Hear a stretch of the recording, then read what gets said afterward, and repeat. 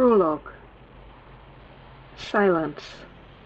Pure and utter silence. Some may never associate it with the cool African grasslands at the heart of night. There should be all manner of critters stirring. A rustle through the bush, a whisper of wind through the leaves, or the echo of a hyena's chilling cry in the distance. Something, anything.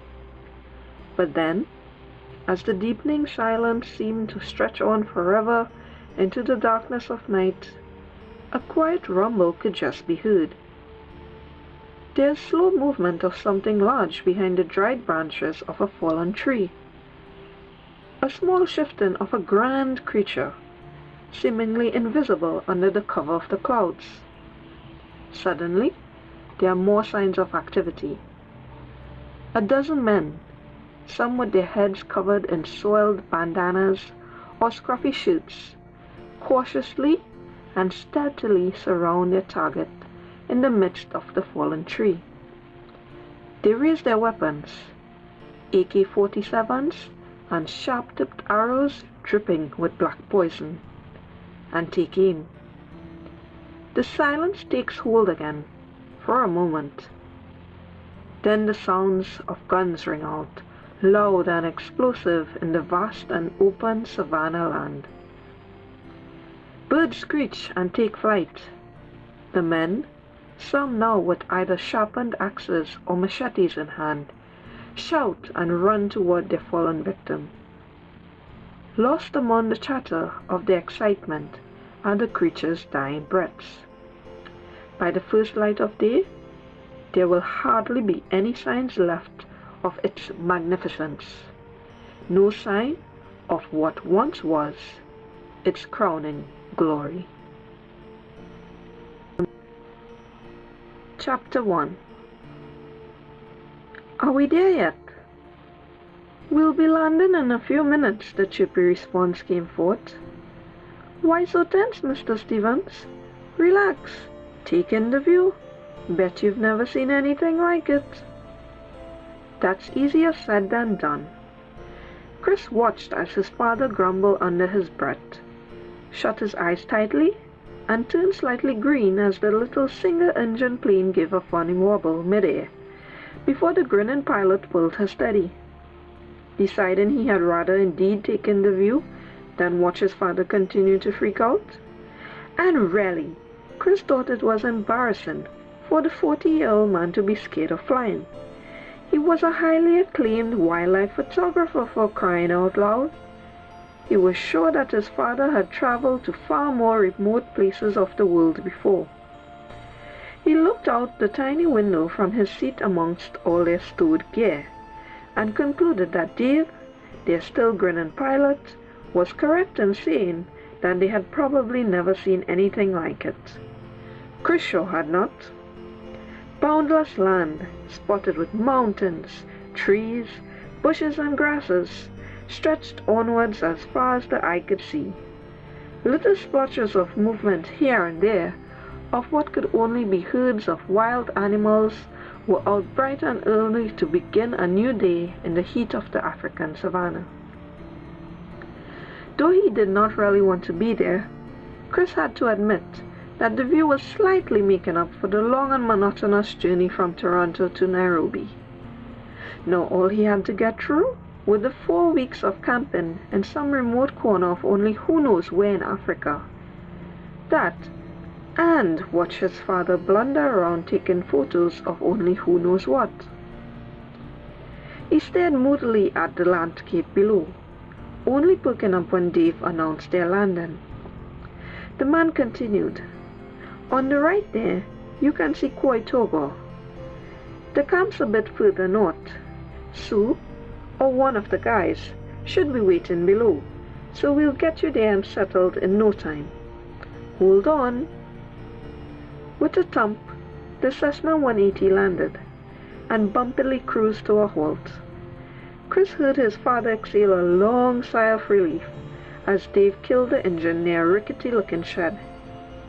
When the pilot opened his door and hopped out, the boy eagerly followed his father, pushing his way through their meager luggage to get off the plane, stretching once he did so.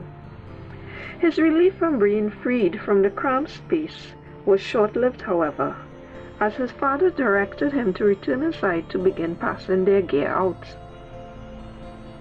As they unloaded their belongings, the honking of a horn could be heard rapidly approaching.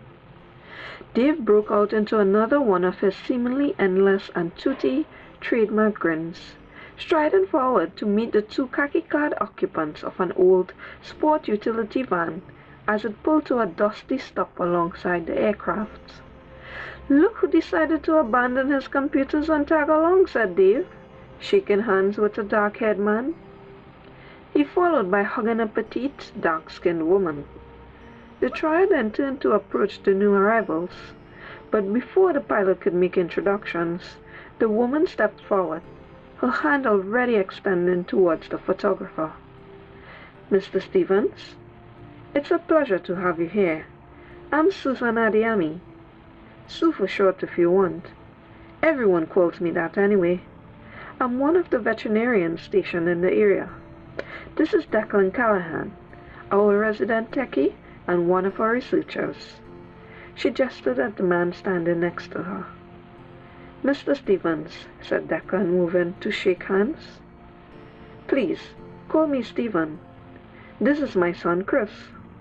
Stephen indicated the blue-eyed, blonde-haired teenager emerging from the plane behind him. "Stephen Stevens?" Sue questioned, her lips twitching in amusement. She turned to look at Chris and immediately saw the resemblance between father and son. But while both were almost the same height, there the similarities ended. Where Chris was slim-built and blond, his father, dark-haired with noticeable streaks of gray already glinting in the sunlight, had broader shoulders, much like Declan. Chris must take after his mother then, Sue thought. She stepped forward once more when the teen expressed no interest in greeting them. "Hello, Chris. It's a pleasure to have you here as well. You're going to have a great time." Don't listen to her, Chris," said Declan. He nudged Sue out of the way and gripped the teen's hand. "You're going to have an awesome time." Chris was not amused. Introductions out of the way, Sue and Declan began to help Stephen load the vehicle with their gear, while Dave secured the plane.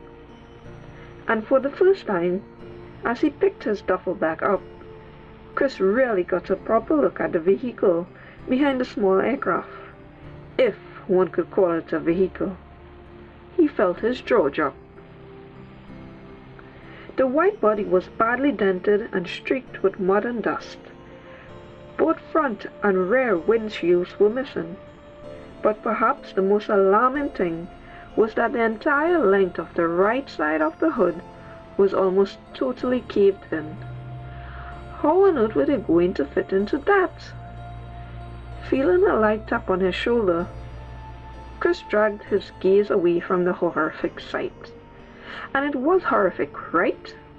Who in their right mind would drive a vehicle in that condition? To find Sue looking at him, she asked, "Problem? Problem? Problem? Of course there is. Do you expect me to get into that?" Chris yelled, speaking for the first time and pointing at the SUV. "Christopher O'Brien Stevens, apologize this instant," Stephen demanded, looking sternly at his son.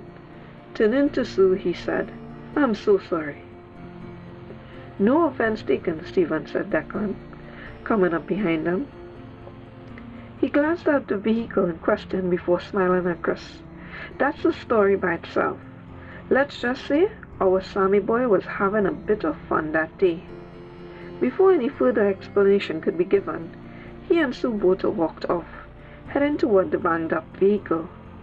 They hopped into the front seats, with Sue behind the wheel, just as Dave packed the final bag in. "You two come in," the pilot yelled in their direction. "I'm not getting in that thing," Chris told his father. "And my name is not Stevens. It's O'Brien. Only O'Brien." "Well, you'll just have to walk now, won't you?" said Stephen as he strode away. Chris seriously considered that option. Either he could walk to the camp. He would have to ask for directions, of course, and would probably spend the better part of the morning just getting there, and risk maybe being eaten by some wild animal. Or he could squash himself into the back seat with his father and Dave and try to ignore the fact that the vehicle looked like it just might fall apart on the way. Either way, Chris thought his life was at risk. With a heavy sigh, not unlike the one Stephen gave when they had landed, the teen lugged his bag over to the SUV, stuffed it unceremoniously along with the rest of the gear, and wiggled into the back seat. He pretended not to notice the amused looks on everyone's faces as he slammed the door shut.